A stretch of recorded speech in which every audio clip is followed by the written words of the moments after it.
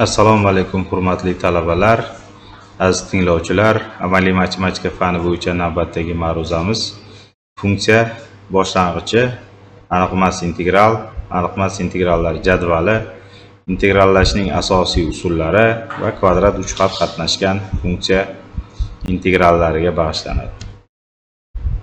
Mavzumizning rejalari quyidagicha.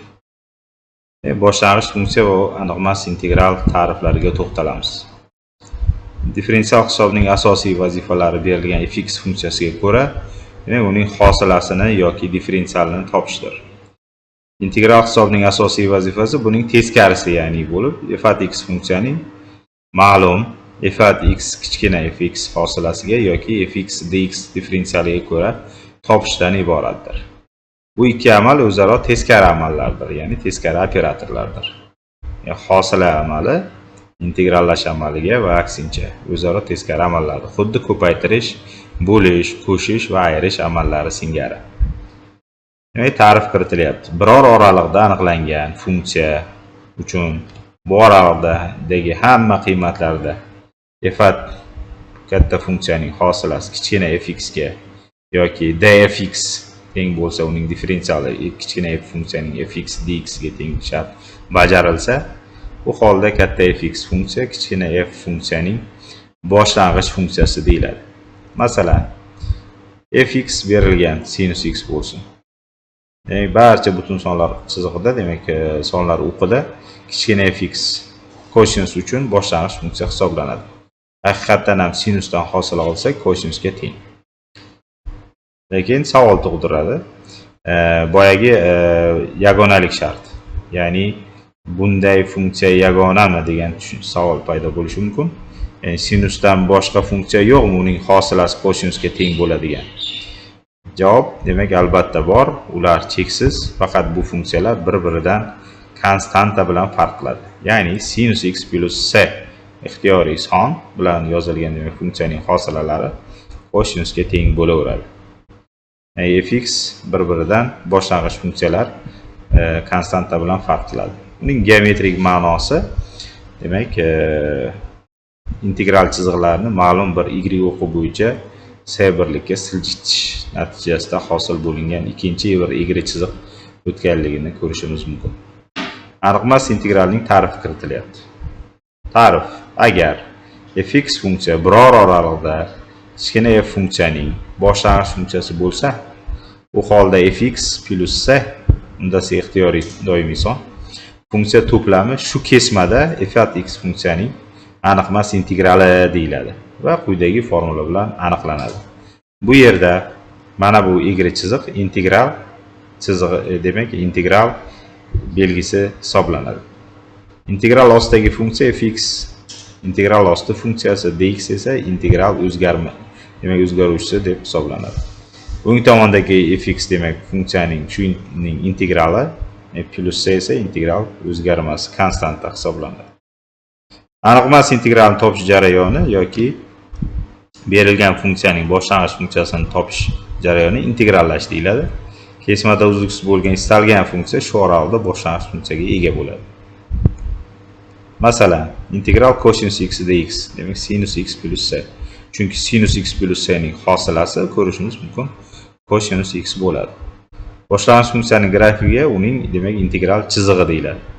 Shu aniqmas integral, demak, geometrik nuqtaviy nazardan ixtiyoriy c o'zgarmasga bog'liq, ya'ni barcha y chiziqlar oilasini ifodalaydi. Yana misol kelyapti, 2x dx, x kvadrat plus c. X kvadrat plus c ning hosilasi haqiqatan 2x ekanligini ko'rishimiz mumkin. Mana geometrik jihatdan c ning o'rniga 1, 0 yoki boshqa sonlar qo'yganda bu, demak, parallel y chiziqlar, ya'ni integral chiziqlar ekanligini ko'rishimiz mumkin, bir-biridan c ga farq qiluvchi. Quyida integralning, demak, asosiy xosalari keltirilyapti. Aytib o'tganimizdek, demak, hosila va integral bir-biriga teskari amal bo'lganligi uchun funksiyaga bir paytda ta'sir etilgan integral, ya'ni integraldan olingan hosila integral ostidagi funksiyasiga teng bo'ladi. Differensiali ham xuddi shunday. Differensiallasak, demak, fx dx integral ostidagi ifodaga teng bo'ladi. Keyingi xosamiz integral ostida, demak, funksiyaning hosilasida ishtirok etsa, xuddi shunday fx plus c ga qiymatiga teng bo'ladi. Keyingi xossamiz differensialga nisbatan yozilgan. Keyingi xossamiz yig'indi, demak, funksiyaning yig'indilari va ayirmalari kombinatsiyasi. Bu integrallari, demak, berilgan funksiyalarning integrallari yig'indisidan iborat bo'lishini ko'rishimiz mumkin. Keyingi xossamiz o'zgarmasni, demak, integral ostidan o'zgarmasni chiqarish xossasi. Demak, biror bir funksiyaga ko'paygan bo'lsa, integral ostidagi funksiya, demak, bu konstantani, bu sonni integraldan tashqariga chiqarishimiz mumkin ekan. Keyingi xossa invariantlik xossasi. Agar fx funksiya kichkina f ning boshlang'ich funksiyasi bo'lsa, demak, ya'ni integral fx dx katta fx plus c bo'lsa, unda integral fu du katta fu bo'ladi. Ya'ni o'zgarmasni biror bir boshqa o'zgarmas bilan nomlasangiz ham, demak, hech narsa bu yerda o'zgarmaydi. Quyidagi keltirilgan. Demak, quyida integrallashning asosiy jadvallari keltirilgan. Asosiy, demak, elementar funksiyalarning integrallarini ko'rishimiz mumkin. Bu integrallar jadvalini yodlash talab etiladi. Chunki bevosita misollarni ishlashimizda bu integral jadvaliga biz murojaat qilamiz. Navbatda misol kelyapti. X kub minus 4x plus 5. Integrallash xossasiga ko'ra bu kombinatsiyani alohida integrallar ko'rinishida yozib olamiz. Har birini integrallar jadvaliga ko'ra integrallar quyidagi ifodani hosil qilamiz. Navbatda integrallash usullariga bag'ishlanadi. Birinchi, demak, usulimiz o'zgaruvchini almashtirish usuli. Bu usul qachon qo'llaniladi?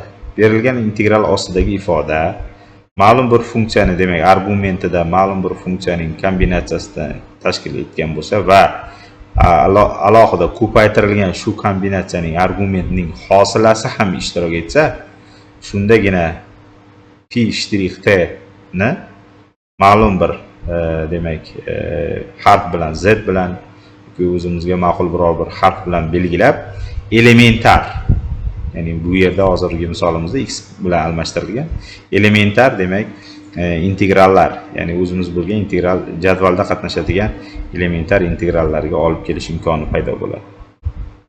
Aytaylik, misol keldi. Integral ostida, demak, ildiz osti sinus x ko'paytirilgan cosinus x dx. Agar bu ifodada biz sinus x deb t ni belgilash kiritsak, undan olingan hosilani ko'rishimiz mumkin. Sinusdan olingan hosila cosinus x bo'ladi. Differensiali, demak, cosinus x dx. O'rniga olib borib qo'yish orqali biz, demak, berilgan ifodani jadvalda qatnashmagan integralni jadvalda bor bo'lgan integrallar toifasiga keltirdik va integralladik.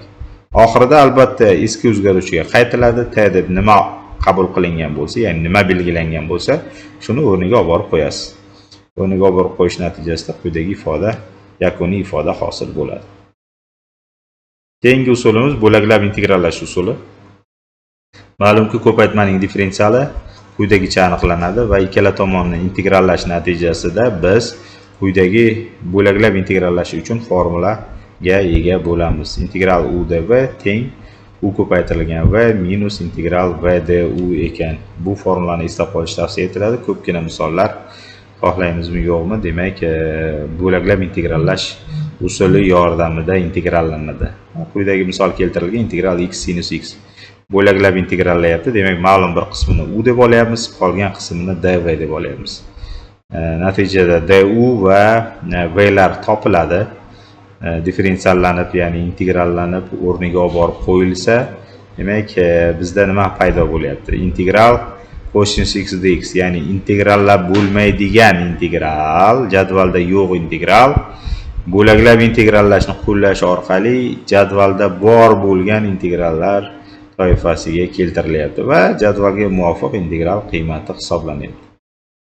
Keyingisi arctangens x dx. Bu ham jadvalda yo'q, lekin bevosita bo'laklab integrallash orqali bu, demak, ifodani javobini topyapmiz. Mana ko'rishingiz mumkin. Navbatdagi tushunchamiz kvadrat uchqat qatnashgan ba'zi funksiyalarni integrallashga bag'ishlanadi. Kvadrat uchqatni bilasiz.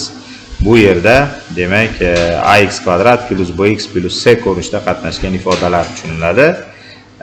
Demak, bularni integrallash uchun odatda biz mahrajni to'ldan to'la kvadratlar ajratishga harakat qilinadi har gal.